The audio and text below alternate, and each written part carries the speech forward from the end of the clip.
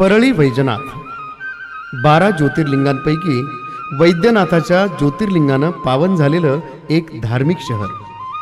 पौराणिक, ऐतिहासिक, सामाजिक व राजकीय वारसा लाभलेलं बालाघाटच्या डोंगरकुशीत वसलेलं एक छोटं गाव. नागरिकीकरणाच्या झपाट्यात इतर शहरांप्रमाणेच वेगानं वाढणारं एक शहर विकासापासून मात्र कोसो मैल दूरच होतं. मोठं राजकीय नेतृत्व लाभूनही प्रत्येक निवडणुकीत या शहरातील नागरिकांना केवळ आयडियल परळीचं स्वप्न दाखवलं जायचं, पण प्रत्यक्षात कृती मात्र शून्य असायची. भूलथापांच्या या भूलभुलैयांना परळीकर जनता आता कंटाळली होती. त्यांना एक सर्वांगीण विकास करणारं, इतर विकसित शहरांप्रमाणे चौफेर प्रगती करणारं, दुर्दम्य दूरदृष्टी व त्यासाठी लागणारी प्रबळ इच्छाशक्ती असणारं एक कणखर नेतृत्व हवं होतं.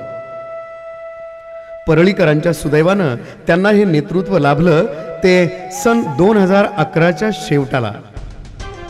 याच शहरात लहानाचे मोठे झालेल्या, इथल्या गल्ली बोळांमध्ये खेळलेल्या आणि इथल्या प्रत्येक नागरिकाला ओळखणाऱ्या, आपल्या परळीसाठी, आपल्या माणसांसाठी काहीतरी केलं पाहिजे ही भावना ठेवून राजकारण आणि समाजकारणात काम करणाऱ्या धनंजय मुंडे या तरुण नेतृत्वाच्या हाती शहर विकासाची मुख्य वाहक आणि दायित्व असणारी मध्यवर्ती संस्था म्हणून काम करणारी नगर परिषद ही संस्था ताब्यात आली आणि शहराच्या विकासाचा खऱ्या अर्थानं सूर्योदय झाला. एका ऐतिहासिक विकास पर्वाचा प्रारंभ झाला. संघर्षात्मक परिस्थितीमध्ये धनंजय मुंडे या नेतृत्वाच्या नगर परिषद ही संस्था ताब्यात आली. विकासाचा रोडमॅप त्यांच्या डोक्यात आधीपासूनच तयार होता आणि त्यानंतर सुरू झाली ती विकासाची घोडदौड. अन्न, वस्त्र आणि निवारा या जशा मानवाच्या मूलभूत गरजा असतात, तशीच आणखी एक त्याहून महत्त्वाची गरज असते ती पिण्याच्या शुद्ध पाण्याची. एकीकडे परळी शहर झपाट्यानं वाढत होतं आणि शहराला पाणी पुरवठा करणारी योजना मात्र 25 वर्षांपासून तीच कायम होती. या वाढीव लोकसंख्येला पाणी मिळेनासं झालं होतं. शहरातल्या अनेक भागातील नागरिकांना टँकर, बोअर अशा साधनांवर अवलंबून राहावं लागत असे. डोक्यावर हंडे घेत पाण्यासाठी फिरणारी जनता परळीच्याही काही भागात दिसू लागली होती. त्यातच सातत्यानं येणाऱ्या दुष्काळामुळं परळीकरांवर पाण्यासाठी 10 दिशा फिरण्याची वेळ आली होती. पाण्यावरची परळी म्हणून ओळख असलेलं हे गाव पाण्यासाठी मात्र व्याकुळ झालेलं होतं.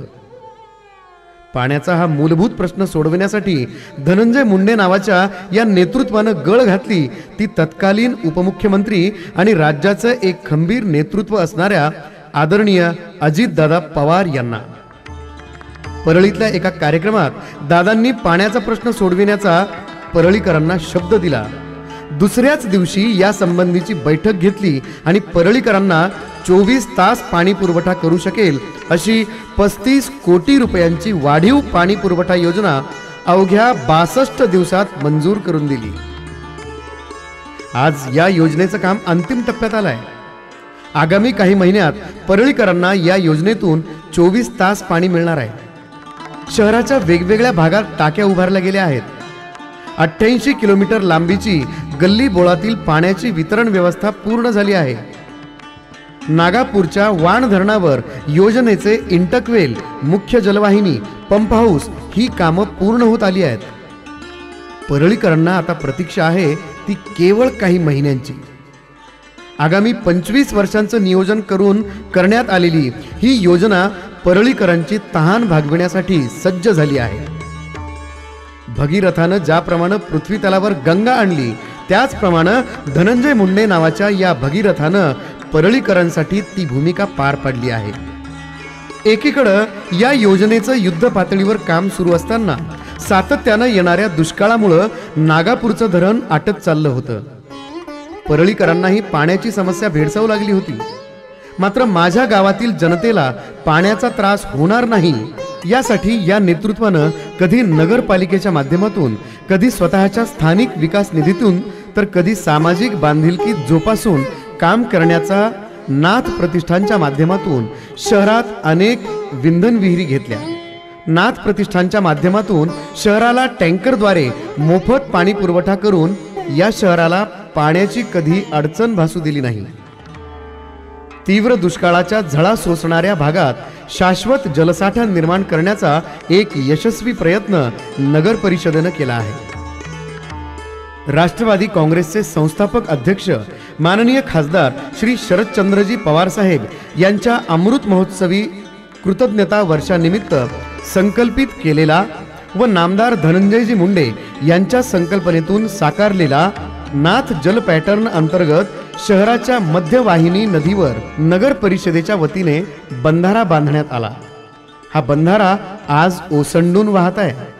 कोणत्याही शहराची दृश्य ओळख निर्माण होते ती शहरातल्या इमारतींनी, रस्त्यांनी आणि मूलभूत सुविधांनी. धनंजय मुंडेंनी दुसऱ्या टप्प्यात ध्यास घेतला तो शहरातील या रस्त्यांच्या विकासाचा. तत्कालीन उपमुख्यमंत्री माननीय अजितदादा पवार यांच्या माध्यमातून सुवर्ण जयंती नगरोत्थान महाअभियानांतर्गत शहरातील मुख्य 8 रस्ते, दुभाजक, पादचारी मार्ग आणि नाली बांधकामासाठी 45 कोटी रुपयांचा निधी मंजूर करून घेतला. आज शहरातील ही सर्व कामं पूर्ण झालेली दिसत आहेत. बदललेली परळी आकाराला आलेली पाहायला मिळत आहे. भव्य रस्ते, पादचारी मार्ग, नाली बांधकाम आणि दुभाजकांमुळे परळीच्या अंतर्गत वाहतुकीचा प्रश्न तर मिटलाच, त्याचबरोबर शहराला एक नवीन रूप आलेलं दिसत आहे. परळी शहराच्या वैभवातील आणखी मानबिंदू असलेली वास्तू आणि सांस्कृतिक ओळख असलेली नटराज रंगमंदिराची इमारतही मोडकळीला आली होती. सांस्कृतिक कार्यक्रम, नाटकं यासाठी एका नाट्यगृहाची आवश्यकता होती. याच नटराज रंगमंदिराच्या सुसज्ज आणि सुविधांनी युक्त पुनर्निर्माणाचं धनंजय मुंडे यांचं स्वप्न होतं. आदरणीय अजितदादांच्या सहकार्यानं या नाट्यगृहासाठी त्यांनी 3 कोटी रुपयांचा विशेष निधी प्राप्त करून घेतला. संपूर्ण वातानुकूलित 700 पेक्षा जास्त आसन क्षमता, उपहारगृह, सुसज्ज ग्रीन रूम आदी वैशिष्ट्यपूर्ण सुविधांसह सज्ज झालेली ही देखणी इमारत रसिकांना आदरणीय अजितदादांच्या हस्ते लोकार्पण करण्यात आली. लोकनेते स्वर्गीय गोपीनाथरावजी मुंडे यांचे या नाट्यगृहाला नाव देऊन त्यांच्याबद्दलची कृतज्ञताच या युवा नेत्यानं व्यक्त केली आहे. परळी शहराची मध्यवर्ती संस्था असलेली नगर परिषदेची निजामकालीन इमारतही मोडकळीला आली होती. वैशिष्ट्यपूर्ण योजनेच्या माध्यमातून 4 कोटी रुपयांचा विशेष निधी प्राप्त करून धनंजय मुंडे यांनी स्वतःच्या संकल्पनेतील भव्य 4 मजली प्रशासकीय इमारत उभी केली आहे.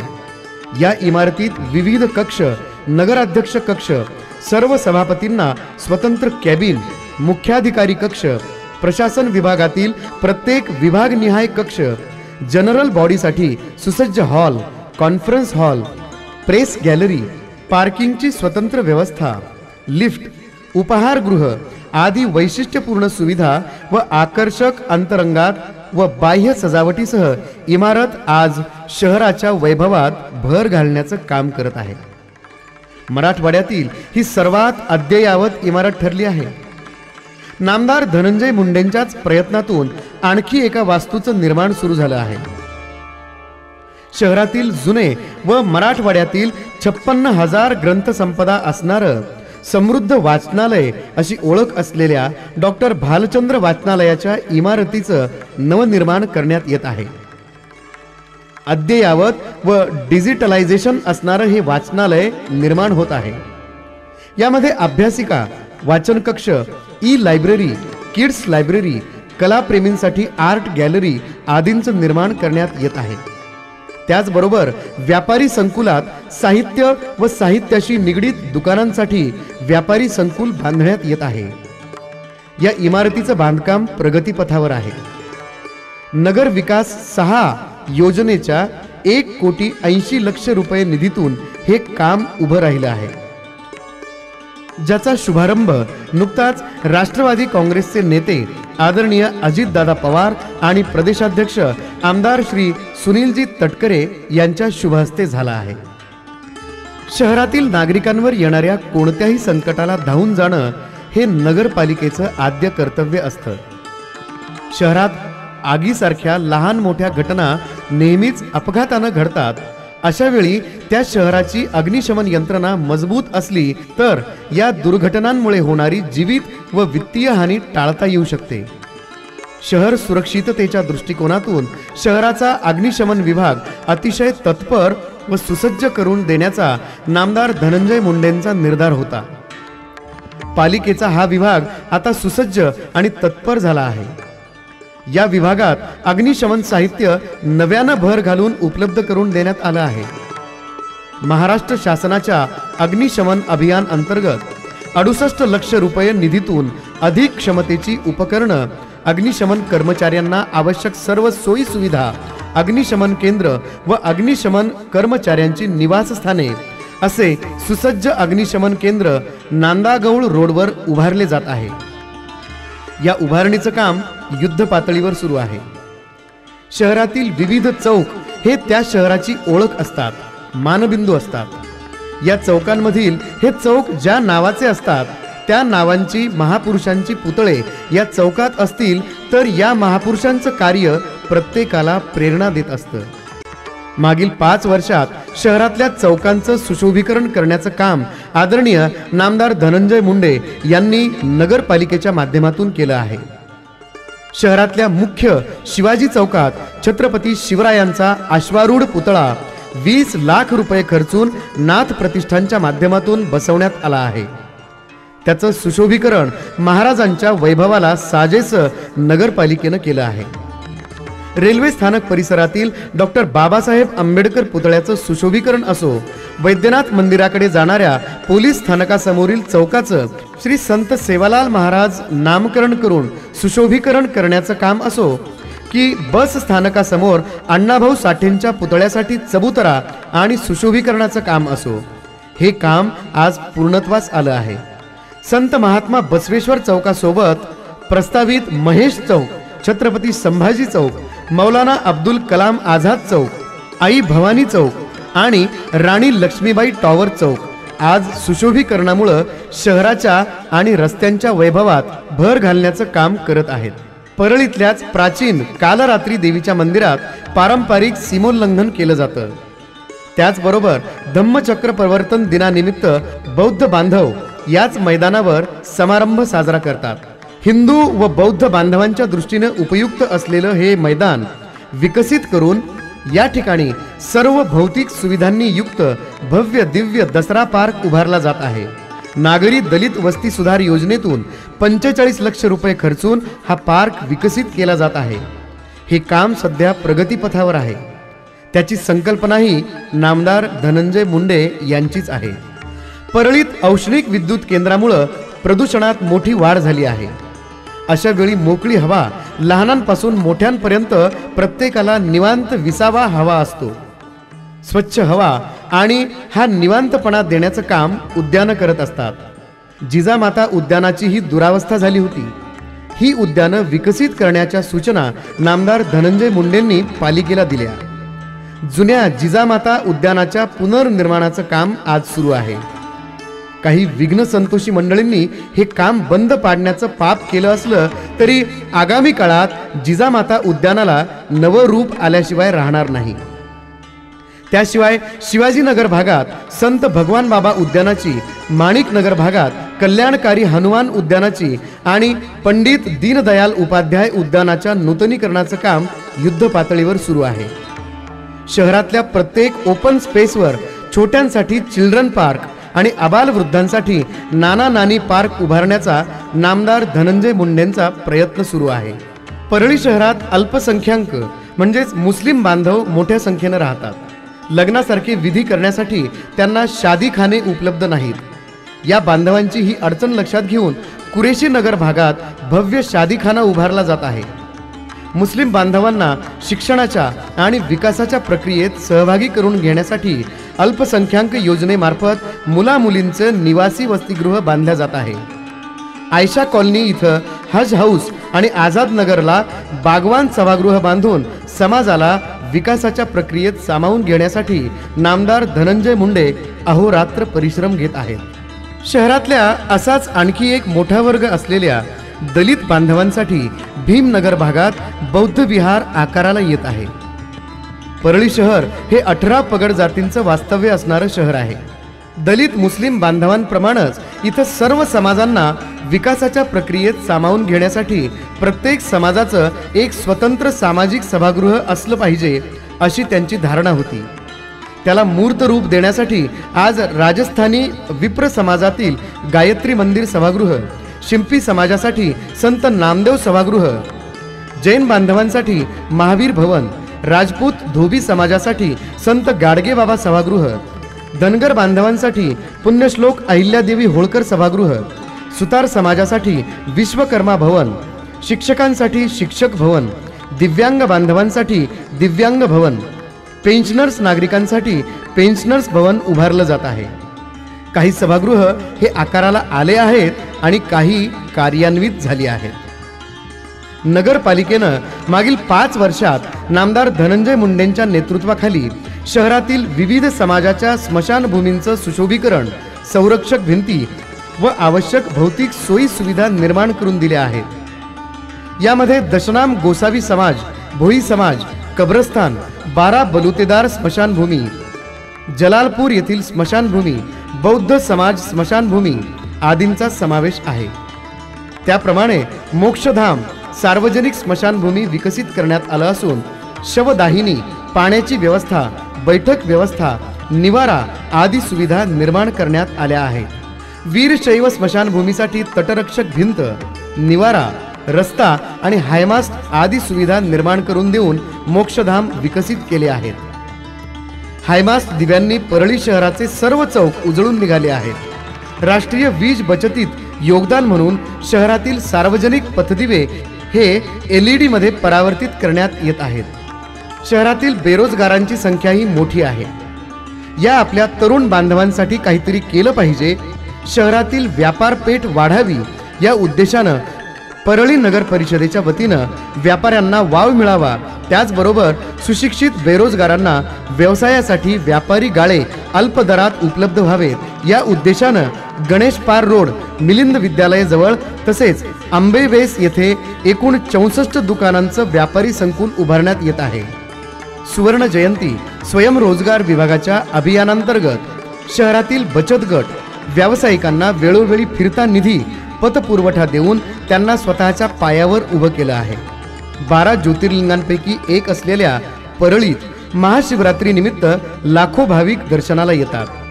मोठी यात्रा भरते। मागील काळातील पालिकेतील सत्ताधाऱ्यांनी ही यात्रा अधिक विकसित करण्याकडे दुर्लक्ष केलं आहे। या यात्रेचं पुन्हा पुनरुज्जीवन करण्याचं काम नगरपालिकेनं नामदार धनंजय मुंडेंच्या सूचनेवरून केलं। भव्य दिव्य यात्रा नगरी, परळी केसरी कुस्ती स्पर्धा, विविध सांस्कृतिक प्रबोधनात्मक कार्यक्रम, क्रीडा स्पर्धांचे आयोजन करून यात्रेला आलेली मरगळ दूर करून यात्रेला पुन्हा गतवैभव प्राप्त करून दिलं आहे।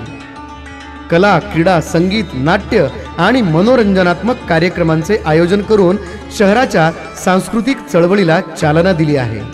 पुणे फेस्टिवलच्या धर्तीवर परळीत वैद्यनाथ सार्वजनिक गणेश महोत्सवाच्या माध्यमातून सांस्कृतिक वातावरण कायम ठेवलं। भीम महोत्सव, शिव महोत्सवाच्या आयोजनातून सामाजिक एकोपा निर्माण करण्याचा प्रयत्न नामदार धनंजय मुंडे यांनी केला आहे। Day night tennis ball cricket स्पर्धांचे आयोजन करून युवक खेळाडूंच्या क्रीडा गुणांना वाव दिला। डॉक्टर बाबासाहेब आंबेडकर यांच्या शतकोत्तर रौप्य महोत्सवी जयंतीनिमित्त विविध उपक्रम राबवून सावधान बाबाची काठी आली या चित्रपटाचे सलग 5 दिवस मोफत शो परळीकरांना उपलब्ध करून दिले। मुस्लिम धर्मीयांच्या जिल्हास्तरीय इज्तेमासाठी रस्ता, पाणी, वीज या मूलभूत सुविधा उपलब्ध करून दिल्या। शहरातल्या मुख्य रस्त्यांबरोबर गल्ली बोळ असो की नव्यानं विकसित होणाऱ्या वस्त्या, या वस्त्यांमध्ये पेवर ब्लॉकचे रस्ते, सांडपाण्यासाठी नाले आणि विजेची सोय करून मूलभूत सुविधा पुरवल्या। पालिकेच्या माध्यमातून नागरी समस्यांचे तात्काळ निराकरण करण्यासाठी तक्रार निवारण सारखे अभियान राबवले। शहरातील दैनंदिन स्वच्छतेसह विविध महापुरुषांची जयंती, पुण्यतिथी, सर्व धर्मीय सण आणि उत्सवाच्या पार्श्वभूमीवर विशेष स्वच्छता अभियान आरोग्याच्या दृष्टिकोनानं निर्जंतुकीकरण आणि मोकाट कुत्र्यांचा बंदोबस्त करण्यासाठी विशेष अभियान पालिकेनं राबवले. परळी शहरातील गोरगरीब मुलामुलींच्या विवाहाचा भार नामदार धनंजय मुंडे यांनी त्यांच्या नाथ प्रतिष्ठानच्या सर्वधर्मीय सामुदायिक विवाह सोहळ्याच्या माध्यमातून उचलला. या गरीब मुलींच्या कन्यादानाचं काम करून हा भाऊ त्यांच्या पाठीशी खंबीरपणे उभा राहिला आहे. परळी शहर हे कायमच पुरोगामी विचारसरणीचं म्हणून ओळखलं जातं. या शहरानं मागील काही दशकांचा अपवाद वगळता पुरोगामी विचारांना साथ दिली आहे. याच पुरोगामी विचाराला साथ देण्याची पुन्हा एकदा वेळ आली आहे.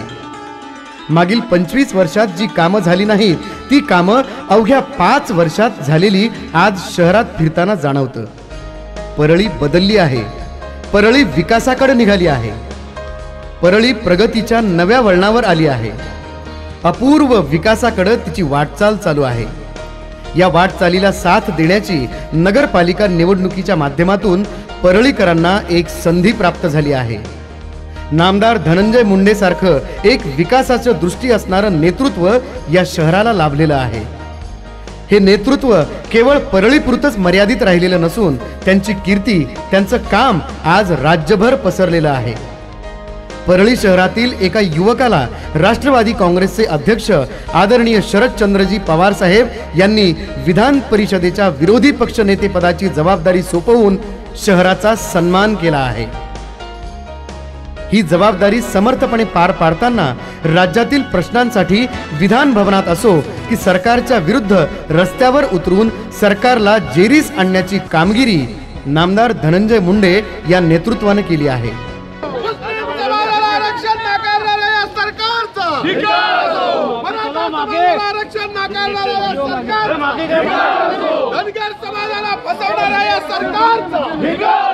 मराठा आरक्षणाचा मुद्दा असो की धनगर आरक्षणाचा, मुस्लिम समाजाला आरक्षण देण्याचा प्रश्न असो की लिंगायत समाजाला आरक्षण देण्याचा प्रश्न असो, या नेतृत्वानं सभागृहात आणि सभागृहाबाहेर वेळोवेळी आवाज उठवला आहे. शेतकरी, व्यापारी, महिला, तरुण अशा समाजातील प्रत्येक घटकांचे प्रश्न सोडवणारा, 24 तास जनतेसाठी राबणारा एक आपला माणूस तुम्हाला लाभला आहे. एकीकडे नामदार धनंजय मुंडेंच्या प्रयत्नांमुळे परळी विकासाकडे झेपावत असताना इथल्या विरोधकांनी मात्र या विकासाला साथ देण्याऐवजी सातत्यानं त्यात खोडा घालण्याचं काम केलं आहे. विकासासाठी निधी आणण्याचं काम तर दूरच, पण आलेला निधी कसा अडकवता येईल, खोट्या नाट्या तक्रारी करून पालिकेला कसं अडचणीत आणता येईल एवढंच काम राज्यात सत्ताधारी असलेल्या भारतीय जनता पार्टी या पक्षानं केलं आहे. हे आम्हा शहरवासियांचं केवळ दुर्दैव आहे. राज्यात केंद्रात सत्ता असणाऱ्या भाजपानं परळीच्या विकासासाठी 2 वर्षात काय केलं हे विचारण्याची आज वेळ तुमच्या आमच्यावर आली आहे. निवडणूक ही एक संधी असते. ज्यांनी काम केलं त्यांच्या पाठीवर थाप देण्याची आणि ज्यांनी विकासात खोडा घातला त्यांना त्यांची जागा दाखवण्याची हीच संधी आज परळीकरांना मिळाली आहे. विकास ही निरंतर चालणारी प्रक्रिया आहे. परळीसाठी नामदार धनंजय मुंडे या नेतृत्वाला आणखी खूप काही करायचं आहे. परळीच्या आजही अनेक समस्या आहेत, त्या सोडवायच्या आहेत. प्रदूषणमुक्त परळी, हिरवी परळी, सुंदर परळी हे त्यांचं स्वप्न साकारायचं आहे. बायपास, शहरात स्विमिंग पूल, संगणकीकृत नगरपालिका, स्वतंत्र भाजीपाला व फ्रूट मार्केट, व्यापारी संकुल, उद्यानांचा विकास, मोंढ्याचं स्थलांतर, वायफाय सिटी, दुभाजकांचं सुशोभीकरण, तरुण आणि खेळाडूंसाठी भव्य क्रीडांगण, भाविकांसाठी भक्त निवास, शिवसृष्टीची निर्मिती करून पुणे, औरंगाबाद, नांदेड, लातूरच्या धर्तीवर शहर विकसित करायचं आहे. लक्षात असू द्या बंधू आणि भगिनींनो, हे सगळं करायचं असेल तर येत्या 27 नोव्हेंबर रोजी होत असलेल्या नगरपालिकेच्या निवडणुकांमध्ये आपल्या सर्वांची एक जबाबदारी आहे. बदलत्या परळीचे शिल्पकार असलेल्या नामदार धनंजय मुंडे यांचे हात बळकट करायचे आहेत. राजकीय सामाजिक वारसा लाभलेल्या हलगे कुटुंबातील सौ सरोजनी सोमनाथ अप्पा हलगे यांना आणि त्यांच्या सोबतच्या राष्ट्रवादी काँग्रेसच्या सर्व उमेदवारांना प्रचंड बहुमतांनी विजयी करून परळीच्या विकासाचे साक्षीदार व्हावे हीच या निमित्तानं आपल्या सर्वांना विनंती आहे.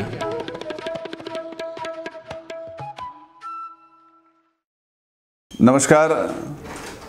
येत्या 27 नोव्हेंबरला परळी नगर परिषदेच्या सार्वत्रिक निवडणुकीचं मतदान आहे. राष्ट्रवादी काँग्रेस पार्टीच्या वतीनं परळी शहरामध्ये 16 प्रभागात आणि नगराध्यक्षपदासाठी एक असे 34 उमेदवार या ठिकाणी राष्ट्रवादी काँग्रेस पक्षाचं चिन्ह घड्याळ या चिन्हावरती उभे आहेत. मी आज परळीच्या माझ्या मतदार बंधू भगिनींना विनम्रपणे विनंती करतो की गेली 5 वर्ष नगर परिषदचा कारभार आम्ही पाहिला आणि गेल्या 40 वर्षात जो विकास झाला नाही तो विकास आम्ही या 5 वर्षामध्ये या ठिकाणी करून दाखवला. ज्या भागामध्ये अनेक वर्ष विकासाची कामं रखडली होती, प्रामुख्यानं त्या भागामध्ये सुद्धा रस्ते नाले असतील, मूलभूत सुविधा देण्याचं काम असेल, ते काम नगर परिषदेच्या माध्यमातून आणि आमदार म्हणून माझ्या स्थानिक स्वराज्य संस्थेच्या निधीमधून या ठिकाणी केलं. एवढंच नाही तर परळीमध्ये जे काही समाज या ठिकाणी राहतात त्या सर्व समाजाला सामाजिक सभागृह देण्याचं कामसुद्धा नगर परिषदेच्या माध्यमातून या ठिकाणी आम्ही करून दाखवलं. परळी शहराची प्रशासकीय इमारत असेल, परळी शहराचं नटराज रंगमंदिर असेल, त्याचबरोबर परळी शहरामध्ये शादीखाना असेल, बौद्ध विहार असेल, पाणी पुरवठ्याची महत्त्वाकांक्षी योजना असेल, या सर्व योजना आम्ही या काळामध्ये पूर्ण केल्यात. येणाऱ्या काळातसुद्धा मला माझी परळी फक्त बीड जिल्ह्यात नाही तर उभ्या महाराष्ट्रात एक शक्तिपीठ, एक शक्तिस्थान म्हणून पुढे आणायचं आहे. परळी शहर हे 12 ज्योतिर्लिंगापैकी एक शहर आहे. परळी शहरामध्ये फार मोठं रेल्वे स्टेशन आहे. परळी शहरामध्ये ऊर्जा निर्मिती करणारं 1250 मेगावॅटचा फार मोठा प्रकल्प आहे. या तिन्हीचा संगम या परळीचा विकास करण्यासाठी फार मोठ्या प्रमाणात उपयोगी ठरू शकतो. आणि आज ही त्रिशक्ती परळीच्या येणाऱ्या काळामध्ये फार मोठ्या प्रमाणात या ठिकाणी परळी शहराचा औद्योगिक प्रगतीसाठी उपयोगात येऊ शकते. हे शहर येणाऱ्या काळात औद्योगिक शहर म्हणून ओळखलं जावं, हे शहर उद्यानांचं शहर म्हणून ओळखलं जावं आणि या शहरामध्ये राहणाऱ्या प्रत्येक नागरिकाला नगर परिषदेच्या माध्यमातून फार चांगल्या मूलभूत सुविधा देण्यात याव्या, याच्यासाठी आम्ही येणाऱ्या काळात प्रयत्न करणार आहोत. यापूर्वी 5 वर्षात आम्ही चांगले कामं करून दाखवलेच, पण येणाऱ्या काळातसुद्धा आपण आम्हाला आशीर्वाद दिला, राष्ट्रवादी काँग्रेस पक्षाच्या या 34 उमेदवाराला आशीर्वाद दिला, तर मी आपल्याला विश्वास देतो की येणाऱ्या 5 वर्षाच्या काळात या महाराष्ट्रामध्ये एक परळी हे 12 ज्योतिर्लिंगापैकी एक शक्तिपीठ हे फार मोठ्या प्रमाणात विकासाच्या दृष्टीनं नाव रूपाला येईल आणि परळीचा विकास ही महाराष्ट्राची जनता पाहायला येईल असं काम करून मला या ठिकाणी दाखवायचं आहे. म्हणून सर्व उमेदवाराच्या वतीनं एक राष्ट्रवादी काँग्रेस पक्षाचा कार्यकर्ता म्हणून, महाराष्ट्र विधान परिषदेचा विरोधी पक्षनेता म्हणून मी आपल्याला या ठिकाणी विनंती करतो की या सर्वच्या सर्व उमेदवारांना येणाऱ्या 27 तारखेला घड्याळ या चिन्हावर समोरचं बटन दाबून आपण या ठिकाणी विजयी करावं.